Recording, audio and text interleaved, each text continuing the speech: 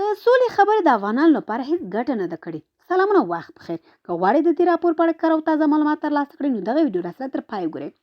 په کابل کې د امریکا پخوانی سفیر روانې کراکر په خپل یو تازه مرکه کې ویلي طالبان پر سوله باوري نه دي او د لا ډېرې سیمې نیولو ته لیواله دي او د همدې لپاره خو جګړو ته هم زور ورکړی.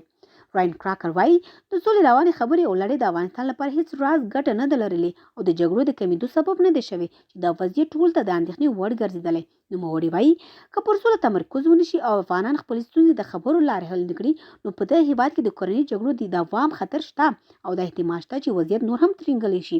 هغه زیاته کړې د افغانستان روانه جګړه به یوازې په دې هېواد کې پاتې نه شي بلکې ګاونډي هېوادونه به هم زیانمن کړي. له همدې امله د ټولې سیمې هېوادونو ته پکار ده چې د سولې د رسېدو په برخه کې له ټولو اړخونو سره همکاري وکړي.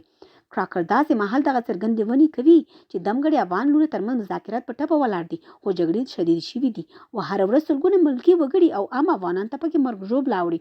د امریکا پخوانی سفیر داسې مهال د طالبانو د نیت په اړه خبرې کوي چې دغه ډلې په ټول افغانستان کې د جګړې اور ګرم ساتلی او هره ورځ سلګونه کسان ته مرګ ژوبله اوړي. دغه وضعیت د عام افغانانو اندېښنې راپارولي او د خپل ځان او د هېواد د برخلیک په اړه ډول ډول پوښتنې ورسره پیدا دي.